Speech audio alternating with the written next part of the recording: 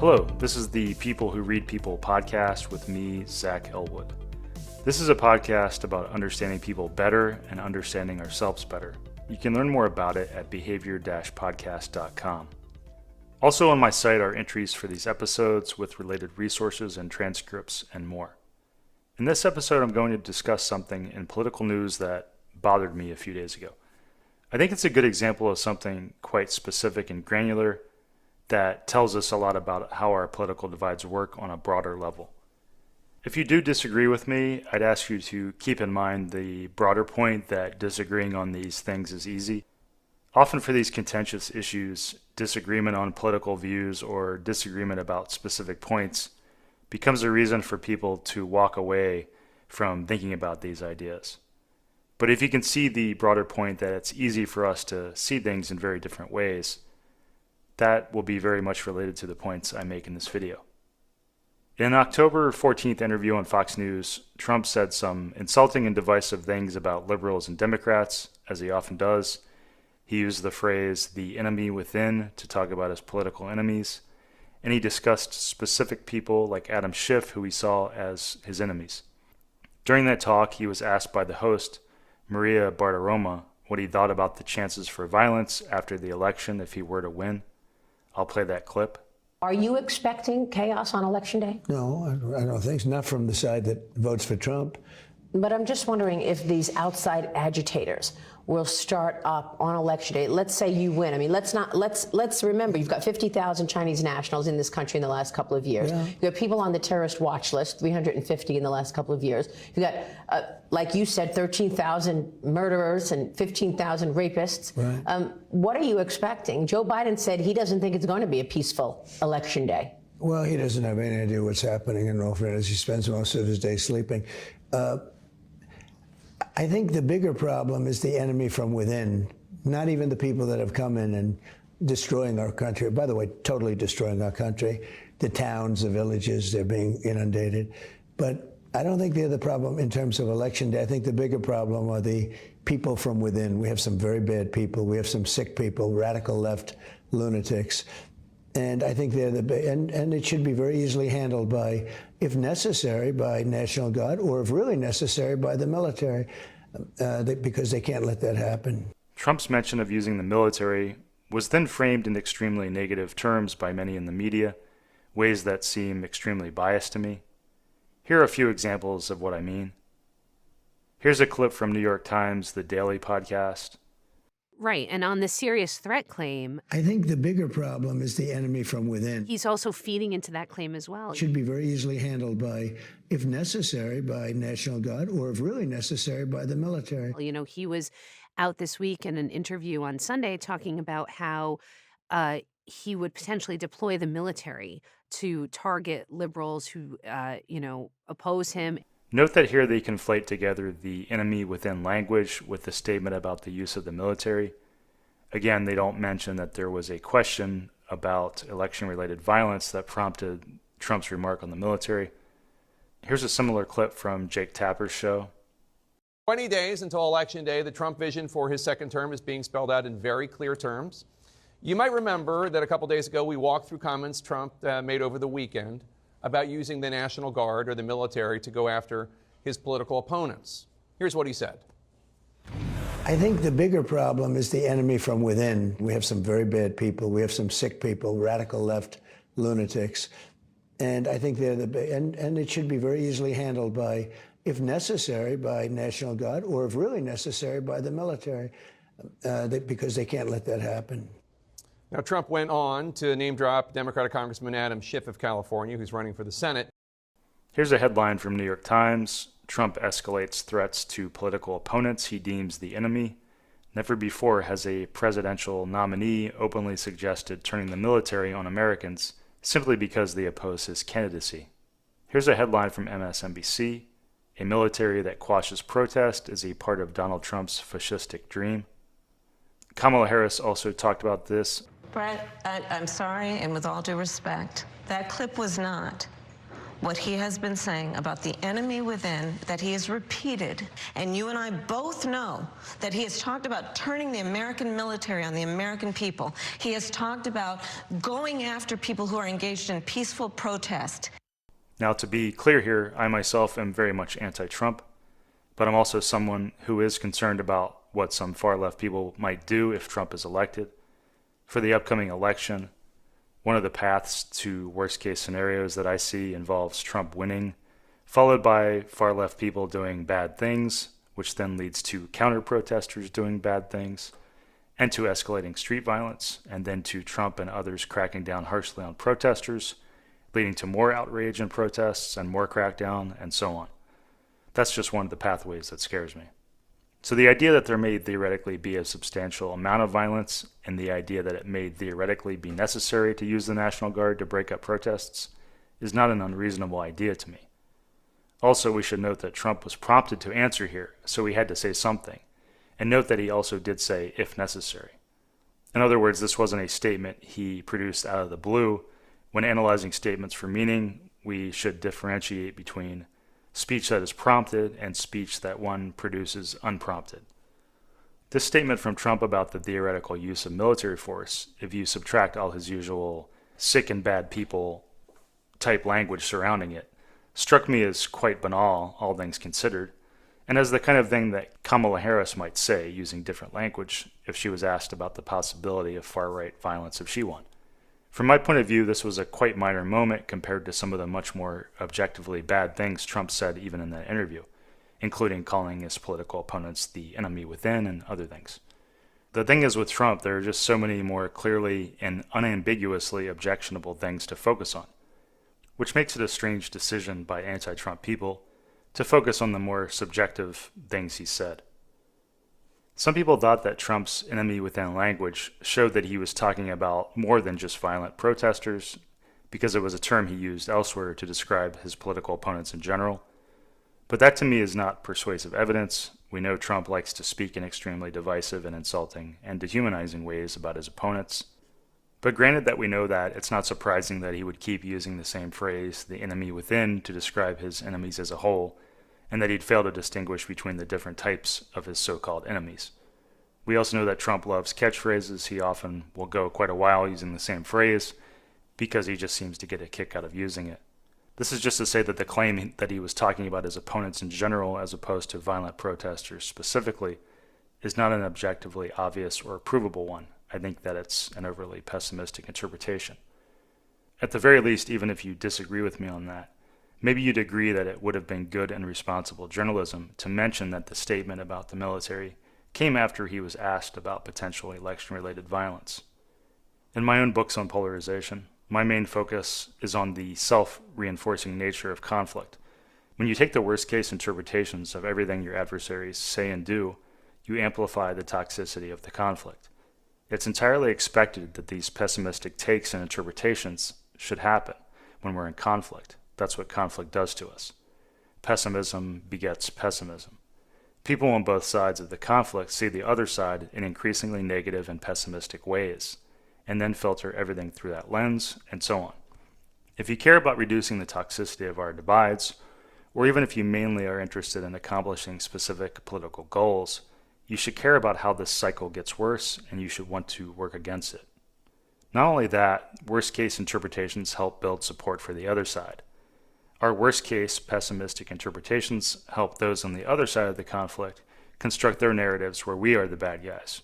We'll often view our own behaviors and statements as reactions to the other side's badness, but they will see our criticisms and reactions as provocations and aggressions. For this specific incident, it's easy to imagine how Republican-leaning voters view this. These are the incidents that confirm for them why they are right to distrust liberal-leaning mainstream media. I'll say that even for me, these incidents are extremely disappointing and agitating. For one thing, it means that when I hear the latest outrage on the liberal side in respected liberal outlets, I can no longer trust that things happen as they're claimed to have happened. When I hear something that Trump or Republicans did that is supposedly worthy of outrage, I can't trust the sources anymore. I have to go do my own research. This is what's so frustrating about this, even apart from the fact that I see these things as amplifying conflict for no good reason. If you're curious to learn more about that, I have a talk with Yakov Hirsch in the backlog of episodes where we talk about the importance of anti-Trump people having cognitive empathy for Trump and Trump supporters, for understanding why Republicans can perceive a huge biased system aligned against them, and how that makes them feel and act.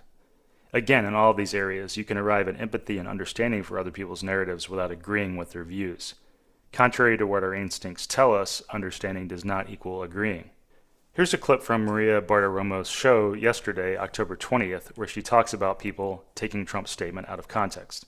No surprise this week to see the media critique and misread my exclusive interview with President Trump last weekend when he responded to my question about whether outside agitators would emerge to create chaos on Election Day should it appear that Trump was winning.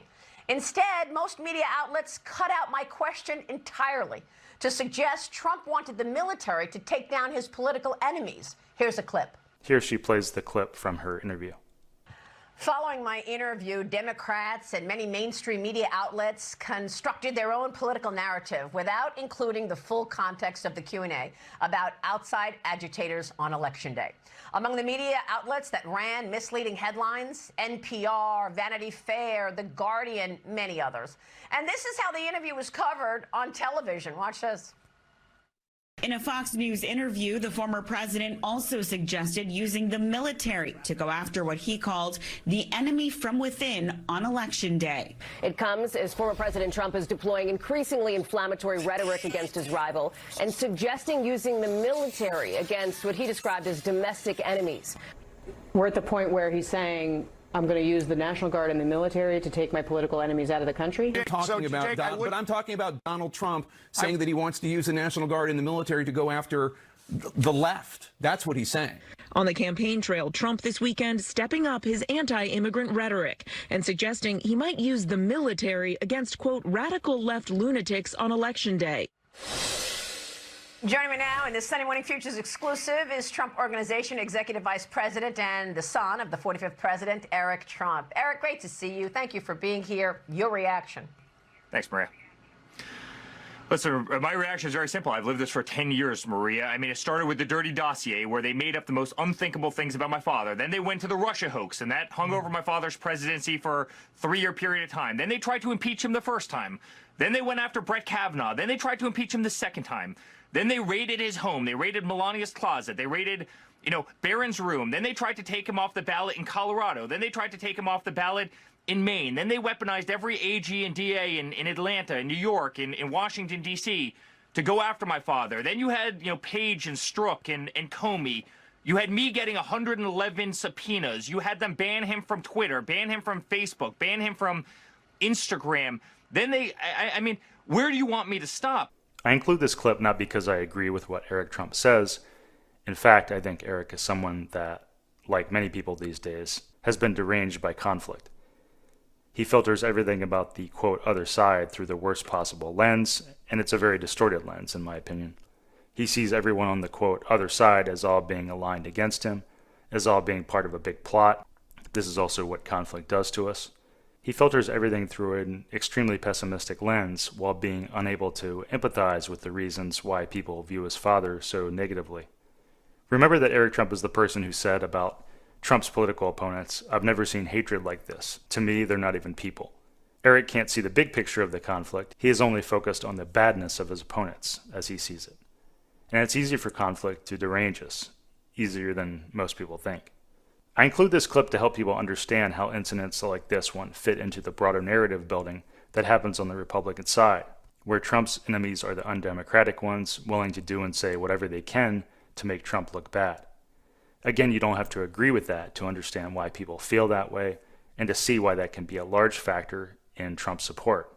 Grievance and anger are big factors in our politics, more so than most people want to believe on either side. Another prominent example of this dynamic was around Trump's bloodbath comment, in which he made the statement that if he lost, it's going to be a bloodbath for the country. We're going to put a 100% tariff on every single car that comes across the line, and you're not going to be able to sell those cars if I get elected. Now, if I don't get elected, it's going to be a bloodbath for the whole. That's going to be the least of it. As with the statement about the use of the military, this specific phrase struck me when it happened and got media attention as a complete non-issue. Listening to Trump's statement in context, it struck me as completely banal. The kind of thing that would pass unnoticed by most people if people besides Trump were to say it. Supporting the view that it was rather banal, I'll read a snippet on this incident from factcheck.org. If you actually watch and listen to the section, he was talking about the auto industry and tariffs. Stephen Cheung, a spokesman for Trump's campaign, told the Washington Post, adding that Biden's policies will create an economic bloodbath for the auto industry and auto workers. That explanation seems the most plausible given the context of Trump's comments. End quote. Also supporting evidence for this is the fact that one of the understood meanings of bloodbath is an economic disaster.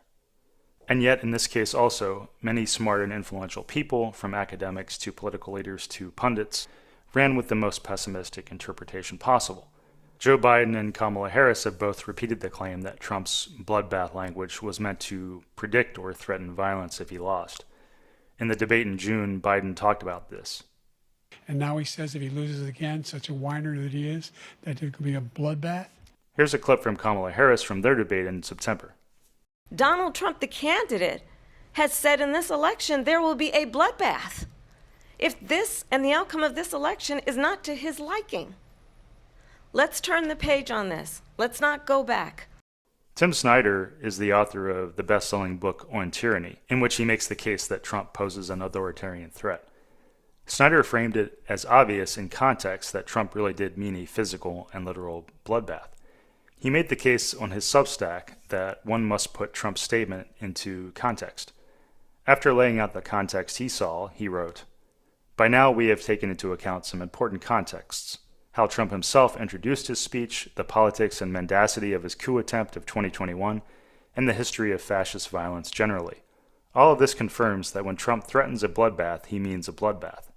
Later, Snyder writes, "The people who say that the car context rescues Trump ignore the meaningful contexts, history, Trump, the opening of the rally, what he said in the speech generally. Focusing on the cars has the effect of casting away the fascist overture and rest of the speech, and all the other contexts. Those who speciously insist that Trump had in mind an automotive bloodbath never mention that he had just celebrated criminals, repeated the big lie, dehumanized people, and followed fascist patterns. This helps us see the explanation for why smart people, people who I think should know better, can justify overly pessimistic interpretations. They think that you must take into account all the context and look behind the surface level meaning. The arguments in that direction tend to sound like this. We know how bad Trump really is, and we know the many bad things he's said before. We can't give him the benefit of the doubt. Or, don't be naive, we know what he was really thinking. He tries to speak in ambiguous ways, so you can't be sure exactly what he means, but we know better. But this is all quite bad logic to me. These are justifications for taking the worst case interpretations of things people say. They aren't logical reasons why we should do that. For one thing, reaching for the most pessimistic interpretations possible is what people on both sides of an extreme conflict will find themselves doing often. This is what Trump and Republicans do to their opponents all the time. This is what conflict does to us generally. If we want to work against conflict, we must see it as important to not jump to pessimistic conclusions about everything around us. The truth is that in the course of speaking, all of us every day say things that could be taken in extremely pessimistic ways. There is no shortage of things to use to build pessimistic narratives. And if we do that for other people, they'll be more inclined to do it to us. The impulse to engage in mind reading is one clue of this mindset. We see this from highly angry people on both sides of our divide. People who say things like, we know what's in their hearts, we know what's in their minds. We know the dark, dangerous things our opponents are thinking. For another thing, if your goal is to criticize Trump and convince other people that he is dangerous, there are just so many things that he said that are worthy of criticism and that don't require reaching for subjective, ambiguous, and non-persuasive interpretations. If your goal is to persuade others of Trump's badness, reaching for the most subjective and ambiguous examples of his behavior are a surefire way to drive people away from you and make them see your arguments and your concerns as silly. Think about this from a Trump voter's perspective for a moment. When they see people overreacting about Trump's bloodbath language and his mention of using the military to quell unrest if necessary, they'll find it easy to write off other liberal side concerns about Trump. They'll find it easy to think that anti-Trump people are just overreacting in general. Another defense I hear is from people who agree that these are not good things, but who say, the problems are so much worse on the other side, why are you focused on this small stuff? But hopefully by the time you're done this video, you'll have a better sense of why I find these things so important to talk about and to consider. Pessimism and contempt beget more pessimism and contempt. For people who see liberal-leaning media acting in biased ways, they'll also reach for pessimistic conclusions like, the media knows they're lying, they're purposefully lying to hurt Trump, this is all part of a big plot. But this is another overly pessimistic interpretation. The simple fact is that conflict produces bias and overly pessimistic views. Conflict diverges our narratives, making it harder for us to understand the narratives that people on the, quote, other side have. In my book, Diffusing American Anger, I include a section on our polarized, divergent views of Trump, where I talk about how we can arrive at such divergent, entirely different views of the things Trump has said and done. When you see these dynamics clearly, you'll have a better understanding of things that can be rather mystifying. For example, on a personal note, I'll say that it's rather mystifying to me how smart people in the liberal-leaning media can so often arrive at these extremely pessimistic and, to me, illogical takes about Trump. Why are they focusing on these subjective and non-persuasive things, I wonder? In the same way, I am often perplexed by the very unreasonable and divisive framings of things in conservative-leaning news. It would be quite easy for me to reach conclusions like, all the reporters and leaders I think are speaking in divisive and biased ways are purposefully trying to deceive people. It would be easy to jump to extremely pessimistic conclusions about so many people. But because I'm someone who works against pessimism, I think it's important to examine the underlying causes at work. Smart and compassionate people can arrive at views they believe are completely defensible and logical, but that I and others see as extremely biased and misleading. Just as Timothy Snyder can defend his framing of Trump's bloodbath comments by arguing it's all about the context and putting the pieces together, others in various ways are doing the same thing. People are connecting the dots in all sorts of ways.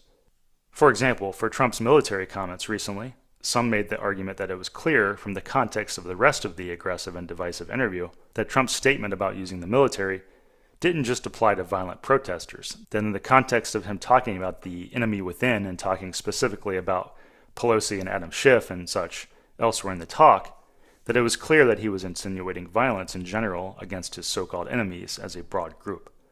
As I previously said, I don't find this persuasive logic, as it requires deductions and assumptions, but I can understand how they got to that stance. The truth is that we're all making all sorts of deductions and assumptions every day. Our logic and our thinking are built on all sorts of assumptions and deductions. And what does conflict and polarization do to us? It makes what we focus on and the deductions we make more pessimistic and more hysterical. It makes our thinking itself more team-based and unreasonable.